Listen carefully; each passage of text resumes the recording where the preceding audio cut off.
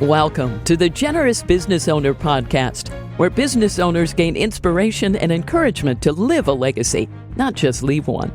And now your hosts, Jeff Thomas, Alan Barnhart, and Jeff Rutt.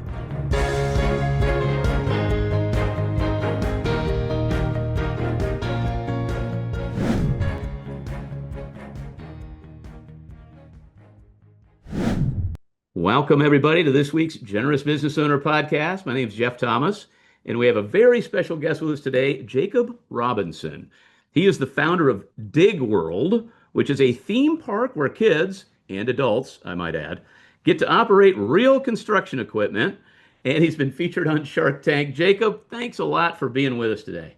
Hey, thank you so much. We do say kids and kids at heart. Kids at heart. There we go. You know, we don't want to ostracise anybody based off of It's age. all kids. Kids at heart. That's right. We're all kids. But no, it's an honor to be here today. Thank you for having me. I've been to Dig World, and I have to say that my kids at heart friends seemed just as excited about riding the equipment and operating the equipment as the little kids were. So That's exactly right. I think there's a secret formula here. We'll get into that. But Jacob, we always start with just where you grew up, what your family was like, that kind of thing. Yeah. How'd you grow up? Tell us about that. Yeah, thank you. Yeah, I have an amazing childhood. I grew up moving all the time, though. My dad is a very successful healthcare executive. And so I was born in Alabama, raised all over East Texas, and I graduated high school in South Carolina, and then went to Texas A&M. And so from all over, and now my parents live in Waco. And so we're from all over. The house that I live in now in Katy is the longest I've ever lived in one location, which is crazy. But amazing parents. I've got two siblings. I'm in the middle. I've got an older brother, a younger sister, and they're amazing as well. So really, honestly, just had a great childhood.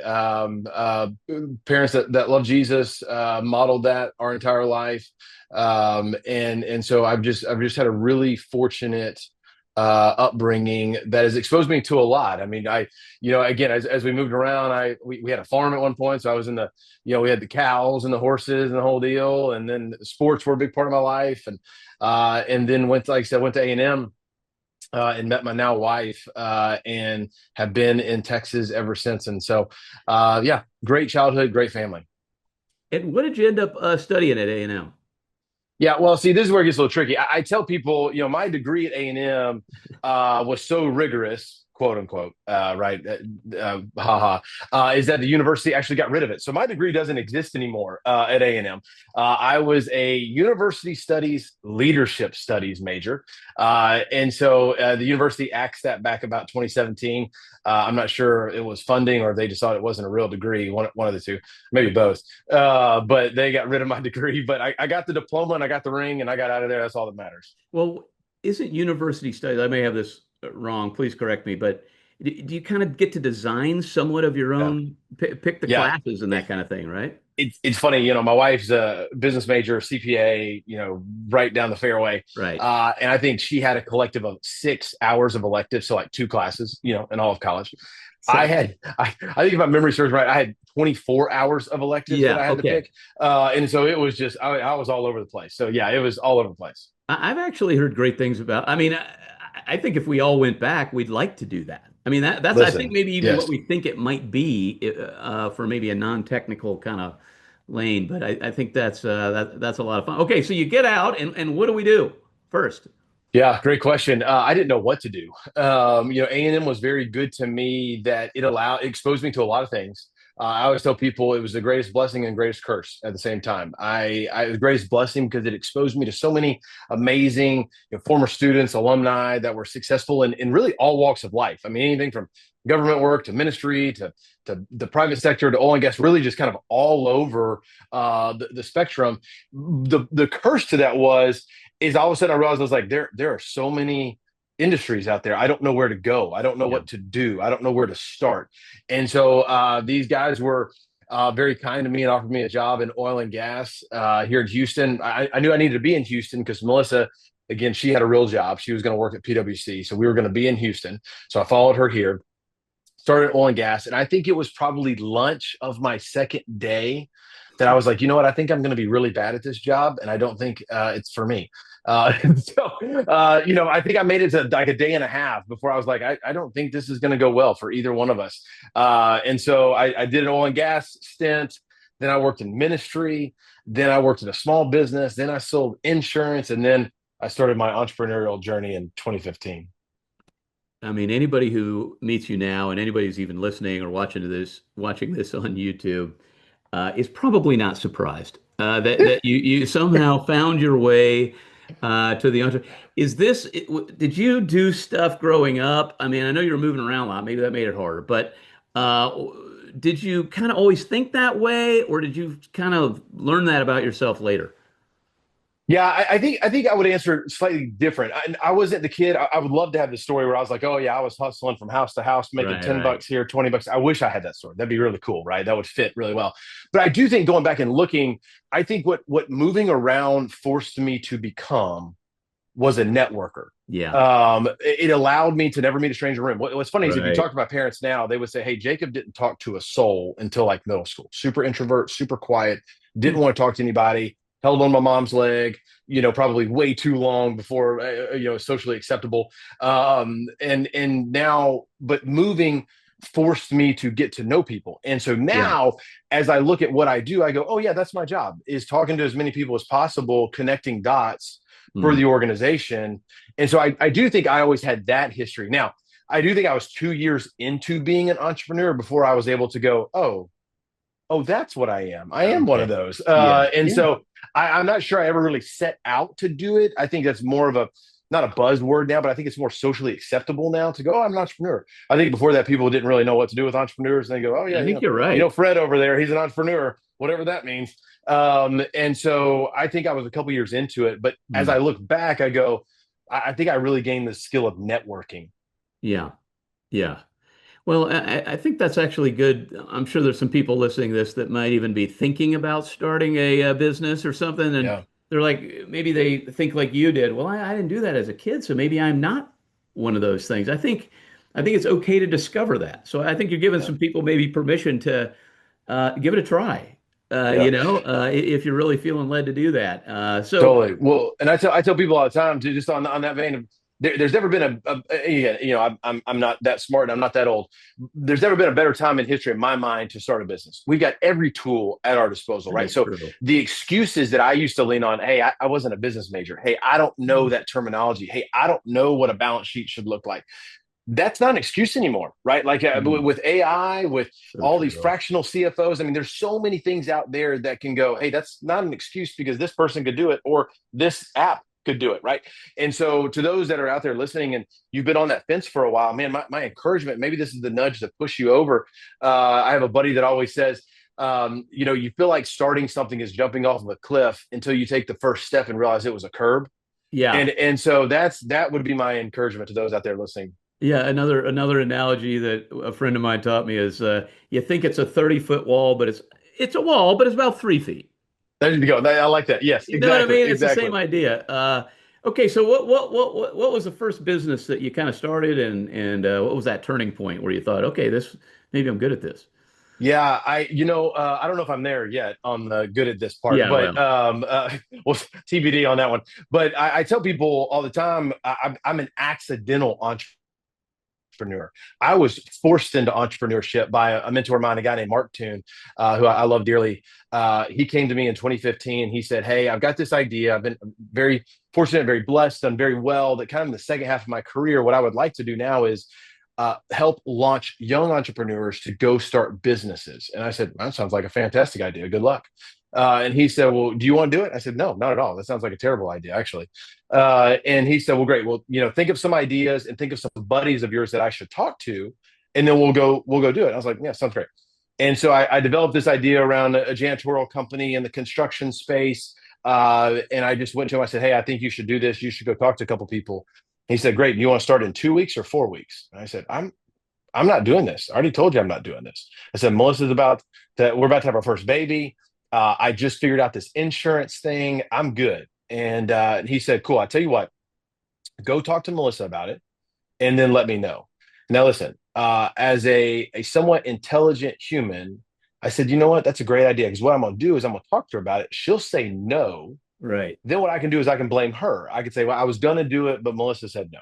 Right. We went to dinner that night, and I was about 3 sentences into it. She said, you should do it. And I was like, you are super pregnant right now. I don't think Right. you're thinking straight. And she said, what's the worst that can happen? I was like, well, a lot, And so she's like, no, I think you should do it. And so my CPA, risk adverse, doesn't like Yeah, change, that's pretty amazing wife miraculous. said, go start this business. And so that's how I was forced into entrepreneurship. I think it's interesting that as an aside, that guy came to you, um, and maybe it's smart, but I usually think of people pitching ideas to somebody Yeah. as opposed to being pitched to go find an idea. Yeah. Yeah. I hope in that vein, I'm a lot like Mark Toon when I get older. I hope I'm the guy that goes and finds the guy that could do it, just doesn't know they could do it. Yeah. And again, forces them into doing it. I mean, I owe everything I've on the entrepreneurial world is Mark Toon at that lunch. I can tell you exactly where we were sitting, what we were having to eat, where he lovingly forced me into this entrepreneurial journey. It's funny. Haven't heard that name in a while, and I didn't know he backed you, but I know him from Yes. 30 years ago. So back in Yes. Arthur Yes. Anderson days. All Yes. right. So you start this business.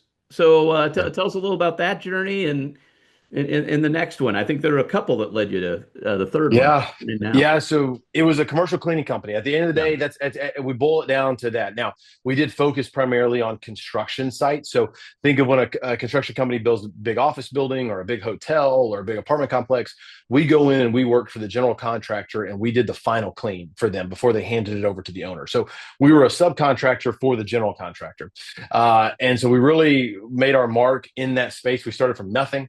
$0 of revenue in our rent house. And me and I hired this lady who is our crew lead, she's family today to me. And we built an organization over the next 9 years at that point where we employed over 400 employees and had 3 offices across the state. And man, I got to experience some amazingly wild things when you're building a business in that space. I've got to experience things I never thought I'd experience and situations where you're like, I have experience there, which is fascinating. But just got to meet a lot of great people, employed a lot of great people, built a really a team that I was super proud of. And we were able to exit that business about a year and a half ago at this point.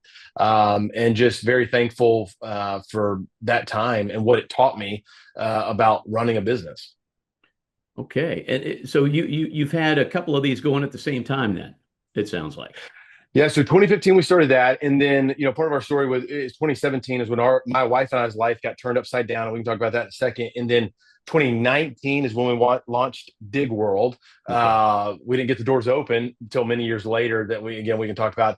And then during 2020, my buddy and we built a real estate business as well. So yeah, I've built 3 businesses, and we've sold 2 and running 1 now. Okay, so you sold the real estate business as well.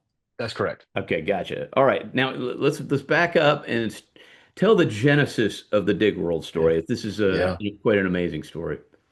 Yeah, so like I mentioned, 2015, my wife and I, we have 3 amazing kids, but our first, Pierce, was born in May of 2015, and I started that cleaning business on June 1st, 2015, so a few days after he was born.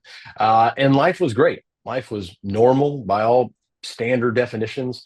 He was a baby. We were trying to figure out this newborn, this young parent life and rhythm, and everything was going great. We were figuring out work, and Melissa was working, and we were figuring everything out, the schedule and the adjustments.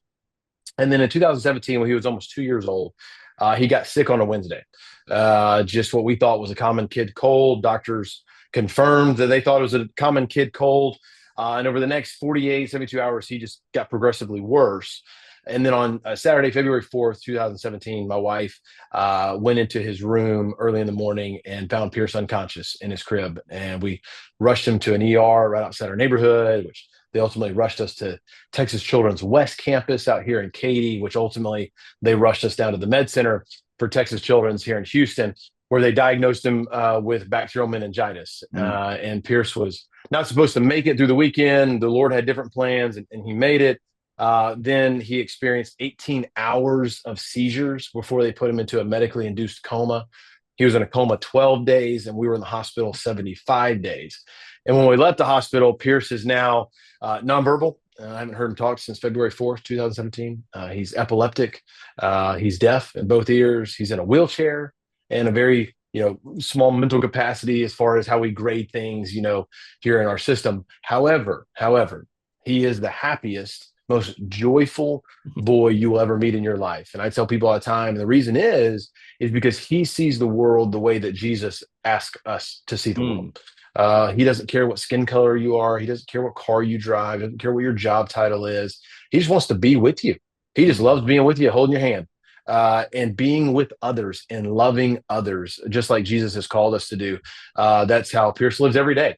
And he lives a great life. But our world did get turned upside down. And so in 2017, Melissa and I, all of a sudden, quite literally overnight, but then over a 75-day period in the hospital, we were parents of a special needs kid, and again, didn't know up from down, right from left, and just started putting one foot in front of the other over those next couple of years. And I tell people all the time, a therapist would diagnose me as somebody, as a dad, an entrepreneur, and a fixer of needing to make sense out of something. And I think maybe that's partially true, but I also firmly believe that the Lord placed this on Melissa's heart. But we had this just desire to build something that brought people together. Like that's what we knew. Like we just wanted people to be together. We knew life was short. We knew it was sweet. And we knew that saying, but now we've experienced that saying. And so we go, man, what could we do that really could just bring people together? Because we're not here for that long. And people and togetherness and community is what's important. And so like any normal, like I tell people, like any normal, rational, level-headed thinking father, what you do is you come home and you announce, I know what we're going to do. We're going to build a theme park. And then they go, okay, what kind of theme park? And you go, I'm going to build a theme park and I'm going to let kids, yes, kids, operate real construction equipment. What could and I'm going to let them go wrong? What could go wrong, guys? It's genius. Right. And so that's what was the beginning and the very first steps of Digwell. Okay, but you got to tell the story of where that kind of came from, right? Was that? I know some of that inspiration, as you just shared, is from being together and Peter's is really teaching you these lessons and that sort of thing. But he had kind of a love for this kind of stuff too. Oh, man, he did. And what's amazing about God's plan is so Pierce has always loved garbage trucks, dump trucks, and construction equipment. I mean, the dude is obsessed with them. Yeah. And what's remarkable about his brain injury, pre and post meningitis hospital, is that love. A lot of things he lost. He lost a lot of abilities to do things, a lot of memories on how to do things. But that deep ingrained in him of his love of garbage trucks, dump trucks, and construction equipment, brother, it stayed.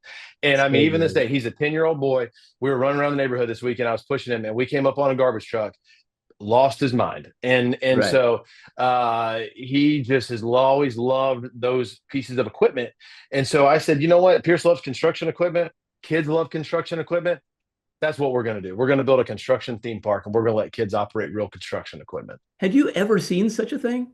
I know So there had been a model of developed different overall model, but strategy was kind of the same. And so we, being very arrogant Texans, we were like, we can do it. Can't be that hard, right? And we can do it better, And so, Jacob, have you ever spent a day in theme park business? No, but we can figure it out, right? And so that's how we started out doing it.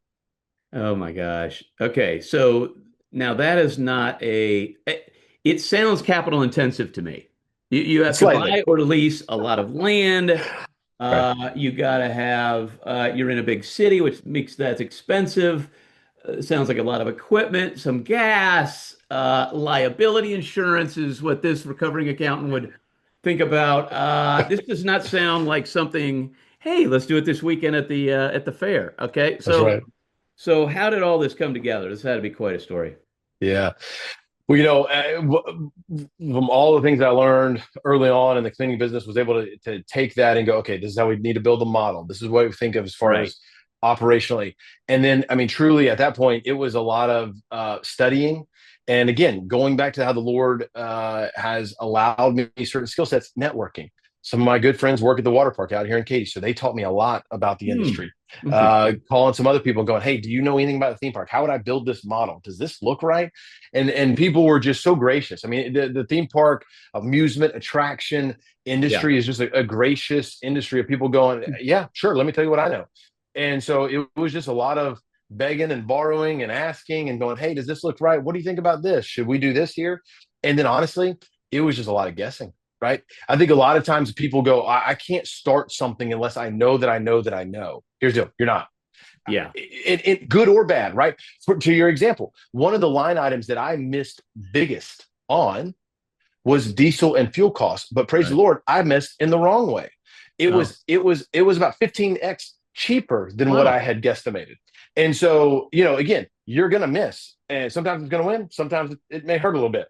And yeah. But we did all this research. I mean, so we had this idea in 2019 through a series of, I mean, COVID didn't help, Yeah. but through a series of learning and pitching, our pitch got refined because the Lord refined us by taking us through 248 pitch meetings where we were told no. Yeah. So yes, all of those things that you just listed, that took me right back to a flash of like pitching somebody for the first time, and they go, "Well, here's all the things that I'm thinking about." And I so, mean, I uh, think this is an important point, though, because what was it about this idea or your personality or your faith or maybe a combination that allowed you to take that many no's? I think I just know somebody's listening to this right now, and then they're at 124. They're hmm, halfway through, okay, what you went through, and they're just thinking, I don't know, maybe I should just hang it up. I mean, what got you through yeah. uh, that period? Yeah, let me be very, very clear that there were many days that ended like that. There were Right. that was most days, How right? could It's there like I not told be? you, Yeah. right? I mean, it's like I told you. I mean, the amount of days that I would, you know, drive to Dallas, leave my house at 5 a.m., drive to Dallas, try to get there for a 9:30, 10 a.m. coffee, and Yeah. by 10:30, 10:45, I would already had the no. And then what do? You Drive just get in back. the car and you drive for it. And it's a lot of time to Wow. think about everything that went wrong, right? Oh, Or driving all the way downtown Houston. I mean, then you're stuck in oh, traffic on the way back. So I would say this. I would love to tell you that I've got some secret, formula that said, "Hey, you do this and this and this, and then you'll get through it." But no, listen, it was tough. It was grueling. It was embarrassing. There was a lot of days where I was insecure about who I was, and here sure. comes Jacob. He's going to pitch you another crazy idea, and I was the crazy guy, right? Like I was the Right. crazy guy pitching a crazy idea, but what we had, and entrepreneurs, you have to have this, right? Is you just have to have strong conviction. Yeah. And I felt like I had a deep calling. Like I think I had those Yeah. two things married together, right? I think it was something that was placed on my heart from the Lord, but also just deep conviction around that it would work. Because I tell people there's a difference in me pitching you, Jeff, and we walking through and then going, listen, it's going to be a roll of the dice if the business model works. Like that idea may or may not Right. take off. What we knew was the business would work. We knew kids loved construction equipment. We knew that they would show up. We could show you all the analytics from the Houston Rodeo that the number one visited booth was the John Deere booth because kids just want to sit on the Oh, machines. yeah. Yeah. I know these things, right? Right. But getting you, the investor, across the finish line to get there, that was the hard part. So we had deep conviction about the business idea, and we had a calling that we really felt like it was from the Lord. And so that was the only thing. But hear me on this. There was a time I remember my wife and I, we Yeah. were walking around one of the ponds and we were pushing Pierce. And I said, "Hey, I can't do this much longer." I was like, Yeah. I'm exhausted. I've networked everybody I can network. I'm tired of asking. I'm tired of being a crazy person. I said, and she said, "Well, how much longer are we gonna do it?" I said, 2 weeks. I'm gonna go 2 weeks. But within that 2 weeks, we started getting a yes. And now I don't Wow. think it's because I put the timetable on the Lord. I don't want people to mishear me Yeah. that it was me drawing the line in the sand saying, "Lord, if you don't make this happen in 2 weeks," no, it was just something that came off my head. I just can't go much longer. I'm gonna go Yeah. 2 weeks. And I think Lord in his kindness sent me one person. I didn't raise all the money in that 2 weeks. I got a $5,000 check. I didn't get a $500,000 Right. check even. It was a $5,000 check. They said, "Hey, I believe in you." And that was what we needed to keep going. And Wow. we just had people around us that were cheering us on. And I think that was the other thing, right? We had this interesting crisscross. My customer base, young families, uh, didn't didn't have money to invest in the idea, right? But they True. would go, "Man, when you get it open, we're going to be there Oh, every yeah. day." So there was So enthusiasm from I the had market, client. yeah, I had market Yeah. validation I'd go, can you come with me to this meeting and you tell the Right, stuff? right, right, And right. so we had this interesting butting of heads of going, the investors are going, I don't know, I don't see it. Seems risky, Yeah. seems crazy. And then market going, no, well, we'd be there. So that was this interesting crisscross of living in that tension the whole time. So, so you've obviously it's already going. So, you did finally get it financed. When did the doors open? Yeah. Well, that's another great question. That's all you entrepreneurs out there to encourage you. Our grand opening day was March 17th, 2022, and our grand closing date was March 17th, 2022. The only two people in the theme park world that had disastrous documented grand openings were Jacob Robinson and Walt Disney. And Good so, company. keeping great company. Listen, I feel very good about it. But we had just an Now, epic failure. That day I didn't love it. that Didn't day, didn't not so want the much. accolade at that day. Yeah, now feeling good about it. But when I say disastrous, epic failure, there's really no other words. I've tried to find the words, but there's no other words than how bad it went that day. We Yeah. had kids crying, we had people crying, we had to shut the park down. And when I say shut it down, not like, hey Jeff, I'll see y'all tomorrow. It's, hey, we're closed, and I don't know when or if ever we're going to open these doors again. And here's what I want people to hear. I did not go home that night going, hey, we will overcome this. Right. I went home that night going, Jacob, you proved all 248 investors correct. Yeah. In a span of 6 hours, you proved them all right. And they all were right about how this wouldn't work. They all were right about how you couldn't do it. And they all were right about how it was gonna fail. You proved them all right in 6 hours. Great job. That's the attitude I went home with. My wife will tell you that I got home that night and I sat on the couch in our living room, and she said that was the second time I thought I lost you.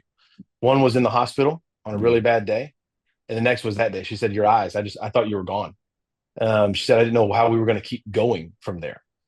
So it wasn't great. I don't want anybody to hear me and say, oh man, I have this amazing story and you pitched a bunch of people and it was a terrible opening and you kept going and you conquered the mountain. No, that was not the case.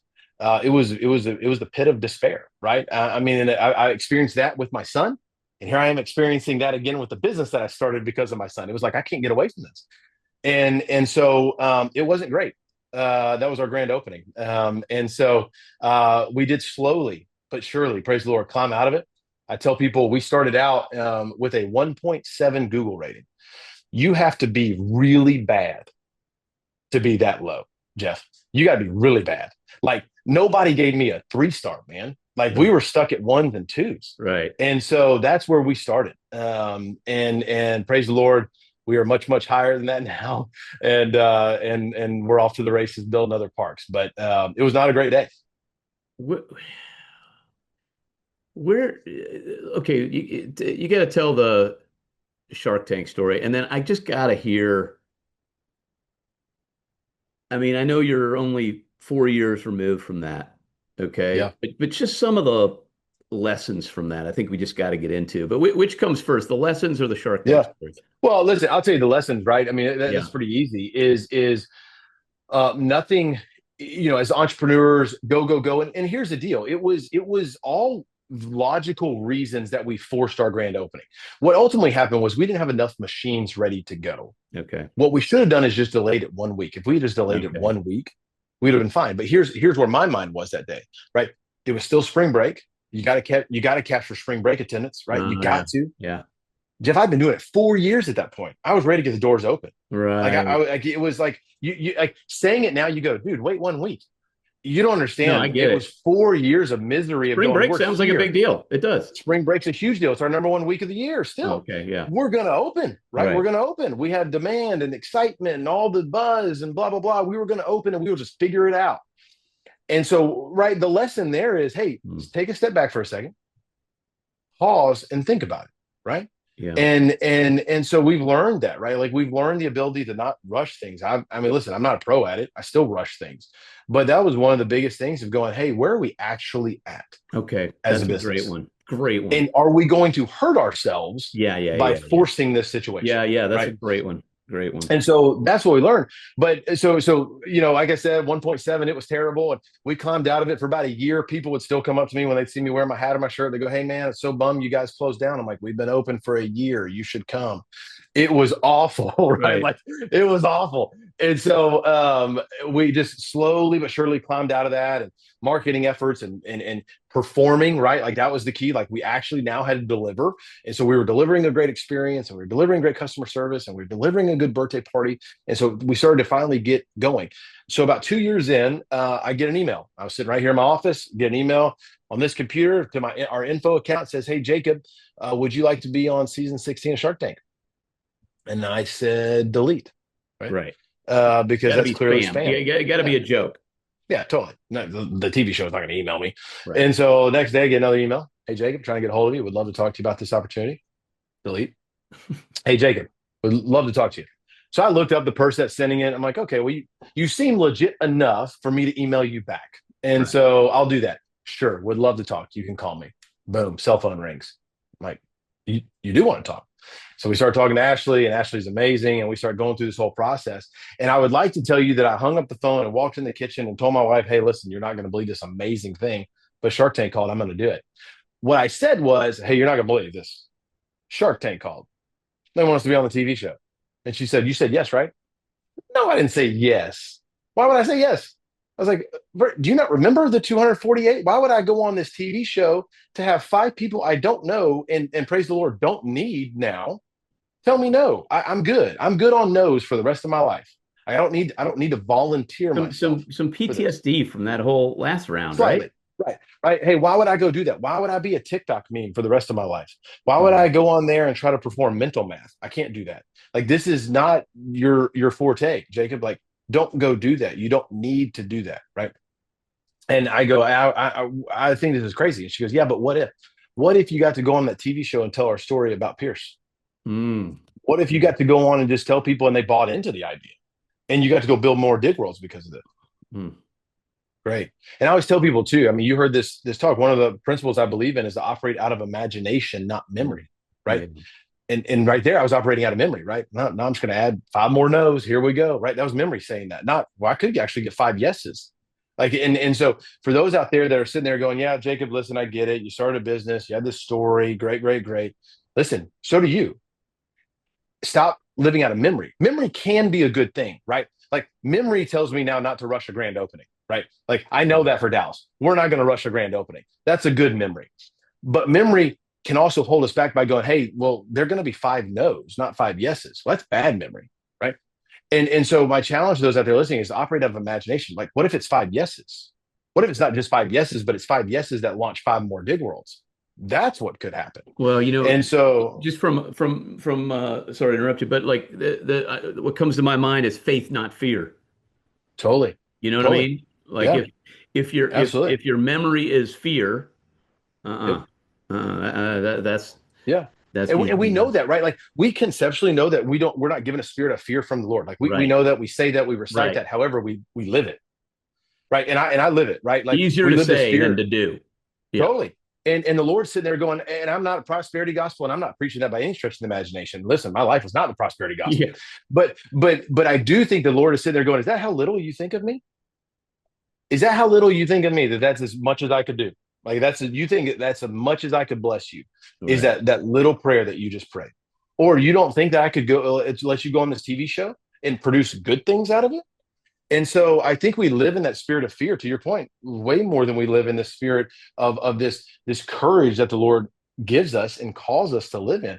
And so so we got to go on the TV show, and we secured a deal with Robert Herjavec, which was crazy. I mean, I still think about it. I was in there filming a while, and all of a sudden I'm hugging Robert Herjavec. You're like, what just happened? And Right.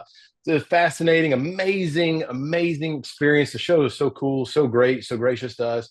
And it was just a whirlwind of an amazing experience. So you go from 248 no's to the pit of despair on grand opening to 2 years later, we're on this TV show, and now we're building more dig worlds.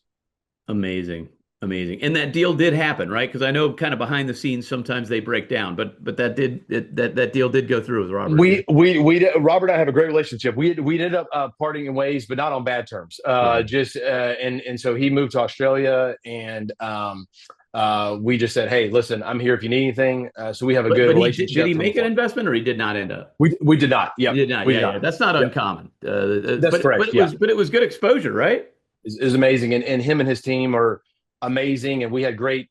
It wasn't a bad parting of ways Yeah, by any yeah, yeah. means. It was a Dialogue. mutual and a, hey, this is where the business is at. What do you Yeah, yeah, think? yeah, And yeah. he always says, hey, I'm here if you need anything, and he's rooting for us. So what's the vision for the future? Would you like to have these everywhere? How many locations do you have now, and how many do you want to have? Yeah, so we're about to open our second location Okay. in Dallas. And our crazy vision is we're trying to build 10 parks in the next 5 years. Okay. And so that's where we're going to try to bring in a dig world near you Right. is the goal. And so we're excited to be launching that process.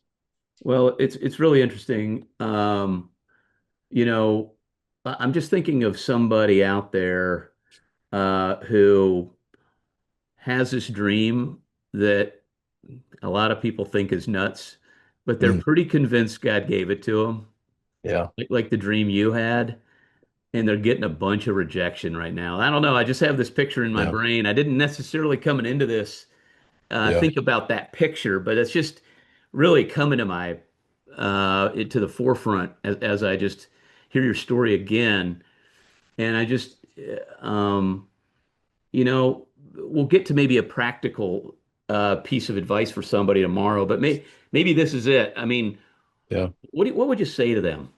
Man, man, if you're out there and you're in the car right now and you just left another coffee meeting or another lunch meeting where you Yeah. thought that person was going to be a yes and they either pivoted or they said something that now it's everything's run amok. Listen, I want to tell you, I've been there. I've been there so many times. I know that drive. Mm. I know that disappointment of not wanting to walk into the house and be like, "Yeah, got another no," or text your business partner that, "Hey, it's another no." I know that pain. I see you. I get choked up thinking, but I feel you, right? Yeah. Like I feel that pain. My encouragement to you is to keep going, right? The Lord did not give you this vision or this desire or this relentless ability for nothing. And one of two things are going to happen. Either the business will come to fruition the way that you've envisioned it and the way that the Lord has put it on your heart, or it won't, but something will come out of that for the Mm. better. And so ultimately, if your business X does not go and it is not open, but Y and Z came out of that, or A, B, and C, all of the things that came out of it, or maybe it's that one connection you made on your 195th pitch that person goes, you know what, actually, why don't we do this together? Right. So my encouragement to you is you are learning something, whether you know it or not. And maybe it's just dependence on God. Maybe he's just trying to teach you that. And so my encouragement to you is to keep going, because I promise you, just like me, you cannot write the end of the story. I had such a small vision of what Dig World was going to be when I was pitching those 248 people that now I look at it and go, man, I'm not sure if I would have invested in me, right? The vision was almost so small. And now I think about where we're going and what we're doing. To some, it seems like a no-brainer. And I'm going, yeah, I would love to take credit for that, but I can't, and so to that person out there today that's sitting there and you're like, you just want to throw your phone, or you want to just cry, or you want to do all the things that I've done, man, my encouragement to you is to keep going, because it's a story worth telling one day.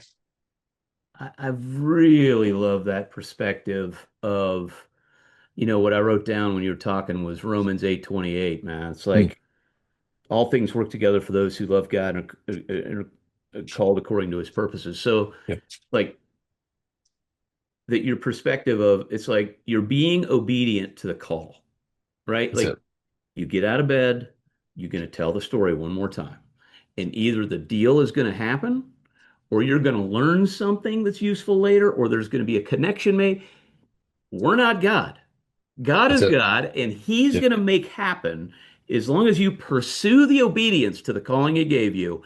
He yeah, will work it out. And it probably, even if in your testimony, even if He gives you the deal you were pitching, it's not going to look like you thought.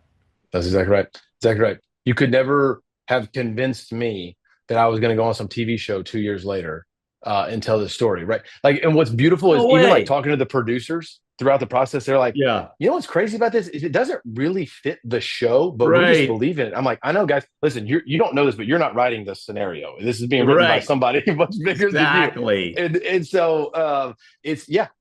The what I love. I tell people that one of the things that really changed the trajectory of Dig World was an Instagram reel that I didn't even want to do. Right. So again, I would love to take credit for all of our success. I can't. My now 21-year-old general manager at the time was 19 years old, came to me and he said, "Hey, this family wants to do an Instagram reel, but it's going to cost us $600." I was like, "I'm not spending $600 on that." Right. And he just kept pestering me. "Hey, I don't know. I think we should do it." And finally I was like, "Forget it. Do it." I was like, "Do it." And they posted it. And honestly, Jeff, I didn't think it was that great, to be honest with you. I was kind of bummed. And within 24 hours, it got over 25 million views. What? That's crazy. And that's what Shark Tank saw. And so again, I would love to take credit for all this. I'd love to go, "Oh yeah, I saw the vision of that. I did that ad. I contacted that influencer." No, I was the guy saying no. So I can't even write half the good story. I was the guy saying no. And so again, the most beautiful thing about Dig World's story is that you cannot give Jacob credit. I love that. It makes it so much easier. Yeah. And it also takes the pressure off, because you don't have to actually make it all happen. You just have to be obedient. That's it. To the call. And so, I mean, I think that's the practical tip, is stay faithful to the thing. But is there anything else you want to leave us? No, I think two things in the same vein. One, to that person, keep going. Right. Yes. Just keep going. I promise you, keep going. Reach out to me. I'd love to talk to you. I'd love to encourage you. I'd love to sit with you. Just keep going. To the person that's listening to this, the practical tip is going, "Okay, I'm like right on the edge of that curb, right, that we talked about. My challenge to you, my encouragement to you is to do something." Yes. Just do something. Pick up the phone right now and text somebody, "Hey, I've got this idea," and say it out loud. Tell your spouse, say it out loud, or tell your friend, or call a lawyer and say, "Hey, can we form an LLC? I got this idea." Just do something that makes you do something else. And so that's my practical tip today is do something that forces you to do something else. Yeah. Keep the obedience and forward motion. So, well, listen, this has been just an absolute joy, Jacob, too. I know this is going to be an inspiration to many. So thanks so much for being on here and sharing your story. No, thank you for the opportunity. And thanks, everybody, to listening to this week's Generous Business Owner Podcast. Share it with a friend, subscribe, and we'll see you next week. Thanks for listening to the Generous Business Owner Podcast with Jeff Thomas, Alan Barnhart, and Jeff Rutt. Make sure to follow the podcast so you don't miss an episode. You can find the guest contact information in the show notes. Stay tuned for the next episode.